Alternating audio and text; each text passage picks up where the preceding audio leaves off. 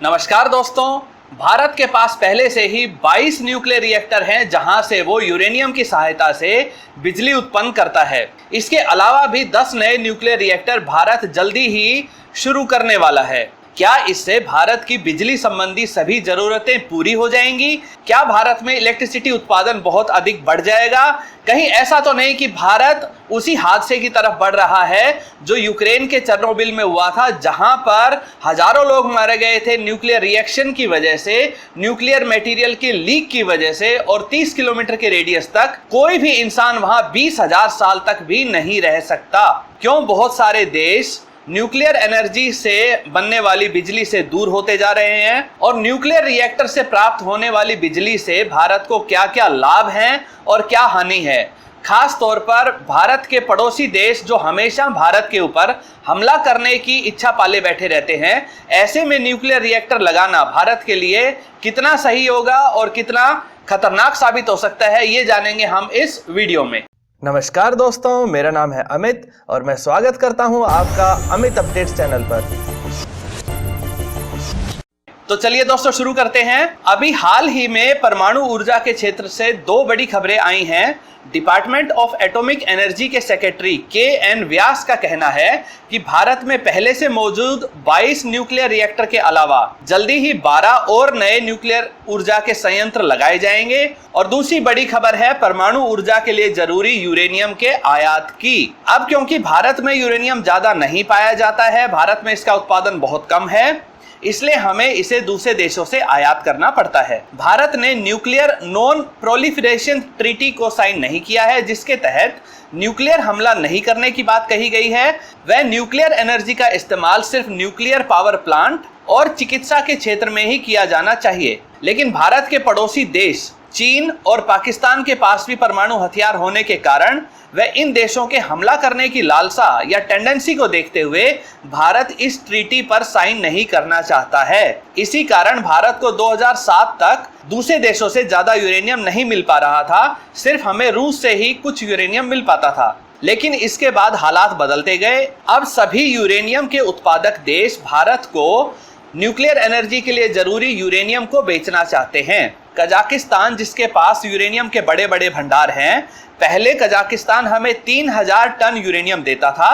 2015 में इसे बढ़वाकर 5000 टन करवा दिया गया और अब कजाकिस्तान 7500 टन व इससे भी अधिक यूरेनियम भारत को बेचने को राजी हो गया है। इससे भारत के न्यूक्लियर पावर प्लांट को जितना यूरेनियम चाहिए उस सभी की कमी पूरी हो जाएगी। वैसे आपको जानकारी तो जरूर होगी कि न्यूक्लियर टेक्नोलॉजी डॉक्टर्स और साइंटिस्ट के भी बहुत काम आती है। कैंसर जैसी खतरनाक बीमारियों के ट्रीटमेंट में काफी हद तक रेडियो एक्टिव मटेरियल के इस्तेमाल से ही उपचार किया जाता है। दोस्तों, वैसे तो इलेक्ट्रिसिटी यानी कि बिजली बनाने के बहुत सारे अलग अलग तरीके हैं। सोलर एनर्जी से भी बिजली बनाई जा सकती है, विंड एनर्जी से भी बिजली बनती है, समुद्र में आने वाली टाइड से भी बिजली बनाई जाती है, लेकिन इससे बहुत कम मात्रा में बिजली उत्पन्न होती है। इसलिए हमें मुख्य तौर पर बिजली 3 माध्यम से ही मिलती है, जिसमें पहला है कोयले से चलने वाले पावर प्लांट, दूसरा है हाइड्रो पावर प्लांट यानी कि जल की शक्ति का इस्तेमाल करके बांध बनाकर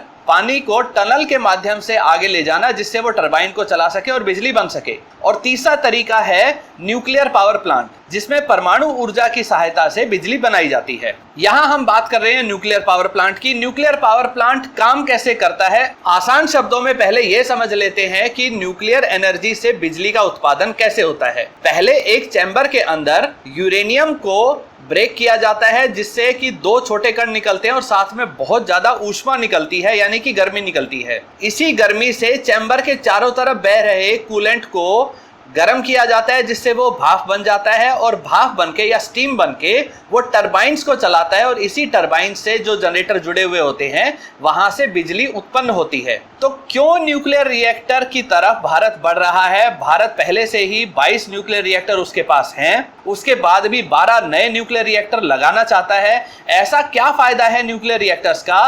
परमाणु संयंत्र से बिजली से हमें क्या फायदा होगा? सबसे पहले बात कर लेते हैं कीमत या कॉस्ट की। देखिए, डैम से जो बिजली बनाई जाती है हाइड्रो पावर प्लांट उसमें, और जो कोयले से पावर प्लांट में बिजली बनाई जाती है, दोनों को ही बनाने में इतनी अधिक धनराशि नहीं चाहिए होती है जितनी कि हमें न्यूक्लियर रिएक्टर को बनाने में चाहिए होती है, क्योंकि हर स्तर पर रेडियो एक्टिव यूरेनियम के लीक ना हो जाने के खतरे के कारण बहुत ही कड़े व महंगे सुरक्षा कवच को बनाना होता है। लेकिन एक बार बन जाने के बाद इलेक्ट्रिसिटी का उत्पादन काफी अधिक होता है और बिजली उत्पादन की लागत कोयले या हाइड्रो पावर प्लांट से काफी कम आती है, यानी कि सस्ती बिजली बनती है। दूसरा पॉइंट है बिजली या इलेक्ट्रिसिटी कितनी उपलब्ध होती है। जहां हाइड्रो पावर प्लांट में पानी की कमी होने पर बिजली का उत्पादन घट जाता है, पानी में गाद जमा होने पर भी उत्पादन रोकना पड़ता है। कोयला आधारित पावर प्लांट में लगातार कोयले की सप्लाई बनाई रखनी पड़ती है। वह किसी भी कारण से एक दिन की भी देरी होने से पूरे इलेक्ट्रिसिटी प्रोडक्शन को बिल्कुल रोकना पड़ जाता है। लेकिन न्यूक्लियर पावर प्लांट में ऐसा नहीं होता है। इसमें एक बार यूरेनियम यानी कि ईंधन की छड़ें डालने के बाद कई सालों तक लगातार समान रूप से बिजली का उत्पादन होता रहता है। बात करते हैं प्रदूषण की, जहां कोयले को जलाने के लिए ऑक्सीजन भी खत्म होती है और साथ में कार्बन डाइऑक्साइड गैस व सल्फर डाइऑक्साइड गैस भी काफी मात्रा में निकलती है, जिससे ना सिर्फ वातावरण की शुद्धता खराब होती है, हमें सांस लेने में परेशानी होती है, बल्कि कार्बन डाइऑक्साइड की वजह से वातावरण में ग्रीन हाउस इफेक्ट बनता है, यानी कि वायुमंडल इससे कहीं ज्यादा गर्म हो जाता है और इसी की वजह से ग्लोबल वार्मिंग जैसी समस्या हमारे सामने आई है। यह ग्लोबल वार्मिंग का एक मुख्य कारण है। कार्बन डाइऑक्साइड की वजह से ही इतना तापमान बढ़ जाता है, जिसकी वजह से ग्लेशियर बहुत तेजी से पिघल रहे हैं, जिसकी वजह से आने वाले समय में हमें मीठे पानी यानी कि पीने लायक पानी की समस्या होने वाली है और ऐसा कहा जाता है कि अगला विश्व युद्ध पीने के पानी के ऊपर ही लड़ा जाएगा। बात करते हैं परमाणु ऊर्जा वाले संयंत्र की, यानी कि न्यूक्लियर पावर प्लांट की। तो न्यूक्लियर पावर प्लांट से किसी भी तरह की हानिकारक गैस नहीं निकलती है, ना ही न्यूक्लियर पावर प्लांट को चलाने के लिए ऑक्सीजन का इस्तेमाल होता है। इसलिए न्यूक्लियर पावर प्लांट पर्यावरण के लिए सबसे अनुकूल है, सबसे उपयुक्त है। यह पर्यावरण को किसी भी तरीके से किसी भी प्रकार की हानि नहीं पहुंचाता है। एक और शिकायत जो लोग अक्सर कर देते हैं कि इसमें यूरेनियम लगता है और यूरेनियम तो रेडियो एक्टिव होता है, उससे रेडिएशन निकलते हैं, उससे हमारा स्वास्थ्य खराब हो सकता है। तो यह बात भी पूरी तरह से सच नहीं है। अगर बात रेडिएशन की करें तो 1000 मेगावाट न्यूक्लियर पावर प्लांट की पूरी फ्यूल साइकिल, यानी कि खदानों में से यूरेनियम को निकालना, उसे कॉन्सेंट्रेट करना, न्यूक्लियर पावर प्लांट में भेजना और बाद में बचे हुए और बेकार वेस्ट को, न्यूक्लियर वेस्ट को सुरक्षित ठिकानों तक पहुंचाना, इस सारे काम में जो रेडिएशन की डोज सहनी पड़ती है, यानी कि हानिकारक तरंगों को झेलना होता है, वो है 136 रैम पर ईयर। जबकि अगर कोयले से पावर प्लांट चलाकर बिजली बनानी हो तो यही रेडिएशन 136 से बढ़कर 490 रैम पर ईयर हो जाता है। यानी कि परमाणु ऊर्जा में हमारी सेहत के प्रति बहुत कम खराब प्रभाव पड़ता है। लेकिन न्यूक्लियर रिएक्टर को लेकर एक बड़ी समस्या जरूर है, वो यह है कि इसके लिए जो ईंधन चाहिए यानी कि यूरेनियम, वह हमारे देश में बहुत कम मिलता है, बहुत गहराई में मिलता है और उसकी गुणवत्ता इतनी अच्छी नहीं है, इसलिए इसे ज्यादातर दूसरे देशों से ही मंगवाना पड़ता है। साथ ही इसे यानी कि न्यूक्लियर पावर प्लांट को एकदम दूर दराज के सुनसान इलाके में ही बनाया जाता है, ताकि कोई एक्सीडेंट होने पर भी रेडियो एक्टिव किरणों से किसी मनुष्य को कोई खतरा ना हो। इसके अलावा भी इसमें इस्तेमाल हो जाने के बाद जो वेस्ट फ्यूल रोड बचती है, यूरेनियम की फ्यूल रोड, उसे भी हम ऐसे ही खुले वातावरण में नहीं छोड़ सकते। इन फ्यूल रोड्स को भी बहुत अच्छे से पूरी तरह से सील पैक करके जमीन में बहुत गहरी व बंद हो चुकी खदानों में ही स्टोर किया जाता है, ताकि समय के साथ यह अपने आप नष्ट होती जाए, इसका प्रभाव खत्म होता चला जाए। यह सब इसलिए किया जाता है कि किसी भी तरह की लापरवाही से परमाणु ऊर्जा वाले पावर प्लांट में अगर कोई भी एक्सीडेंट होता है तो उसके नतीजे बहुत ही भयंकर, बहुत ही नुकसानदायक होते हैं। अगर बड़े हादसों की बात करें तो अभी तक 3 ऐसे बड़े न्यूक्लियर एक्सीडेंट हुए हैं।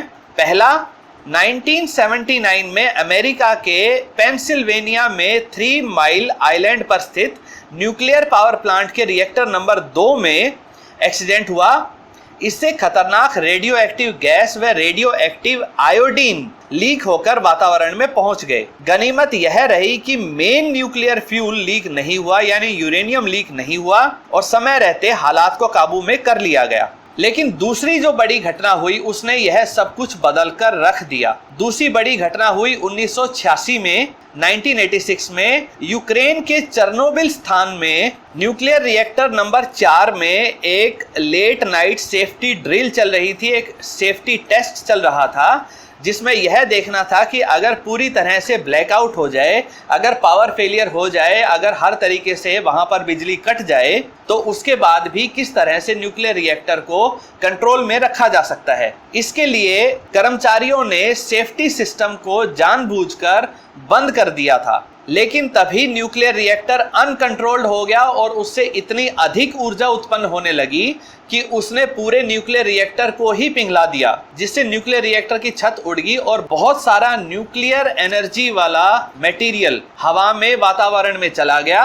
न्यूक्लियर मटेरियल या न्यूक्लियर रेडियो एक्टिव मटेरियल खतरनाक इसलिए होता है क्योंकि इसमें अलग अलग तरह की तरंगें निकलती हैं, अल्फा, बीटा और गामा। अल्फा और बीटा बहुत ज़्यादा खतरनाक नहीं होती हैं, लेकिन गामा किरणें बहुत स्ट्रॉन्ग होती हैं, बहुत हानिकारक होती हैं और यह कई फीट चौड़ी कंक्रीट की दीवार को भी पूरी तरह से बर्बाद कर सकती हैं, उसे भी पार कर सकती हैं, उसे भी तबाह कर सकती हैं। इन गामा किरणों के रास्ते में जो कुछ भी आता है, फिर चाहे वो बिल्डिंग हो, पेड़ हो, बस हो या कोई इंसान हो, वह सबको खत्म करती हुई, नष्ट करती हुई आगे बढ़ती जाती है। इस हादसे की वजह से वहां पर बसाए गए बहुत ही शानदार शहर प्राइपेट को पूरी तरह से खाली करवाना पड़ा। प्राइपेट एक उस समय का बहुत शानदार शहर था जो सिर्फ डॉक्टर, इंजीनियर्स और दूसरे लोगों के लिए ही बनाया गया था। इसमें बहुत शानदार बिल्डिंगें थी, बहुत अच्छे अम्यूजमेंट पार्क थे, हॉस्पिटल थे, स्कूल थे और इसको एक शानदार और आदर्श शहर कहा जाता था। परंतु खतरनाक न्यूक्लियर मटेरियल के हवा में लीक हो जाने की वजह से 30 किलोमीटर के रेडियस में से सभी लोगों को वहां से हटा दिया गया। चेर्नोबिल के चारों तरफ के 30 किलोमीटर के रेडियस में आज भी कोई भी इंसान नहीं रह सकता है। यह इंसानों के लिए बहुत खतरनाक जगह है और सिर्फ आज ही नहीं, अगले 20,000 साल तक भी वहां कोई इंसान नहीं रह सकता है, क्योंकि यूरेनियम की हाफ लाइफ काफी ज्यादा होती है और यूरेनियम के खतरनाक असर को कम होते होते 20,000 साल लग जाते हैं। इसी तरह से तीसरे बड़े न्यूक्लियर हादसे के बारे में अगर हम बात करें तो यह हुआ था जापान में 2011 में। वहां पर बहुत बड़ा एक अर्थक्वेक आया, भूकंप आया। भूकंप की वजह से फुकुशिमा के न्यूक्लियर रिएक्टर को बंद कर दिया गया था, लेकिन इमरजेंसी के दौरान इसे ठंडा रखने के लिए, कूलेंट चलाने के लिए जिस पावर पंप के ऊपर यह सारा काम था, उसको सुनामी की लहरों ने खराब कर दिया, जिसकी वजह से बहुत अधिक गर्म होने की वजह से फुकुशिमा पावर प्लांट ब्लास्ट कर गया और वहां से न्यूक्लियर मटेरियल का लीक शुरू हो गया। वहां पर भी 20 किलोमीटर का एक ऐसा दायरा बनाना पड़ा जहां कोई इंसान लंबे समय तक नहीं रह सकता। दोस्तों, इन्हीं बड़े हादसों को देखते हुए बहुत सारे देश परमाणु ऊर्जा का पूरी तरह से विरोध करते हैं। वह कई देश अपने देश में लगे हुए न्यूक्लियर रिएक्टर्स को बंद करने के पक्ष में खड़े हो गए हैं। कहा जा रहा है कि जब जापान जैसा एडवांस्ड देश, जहां के लोग डिसिप्लिन्ड भी हैं, वहां भी इस तरह के एक्सीडेंट को नहीं रोका जा सका, तो क्या गारंटी है कि दूसरे देशों में इस तरह के हादसे फिर नहीं होंगे। ऐसे लोगों व संगठनों व देशों की चिंता की एक बड़ी वजह यह भी है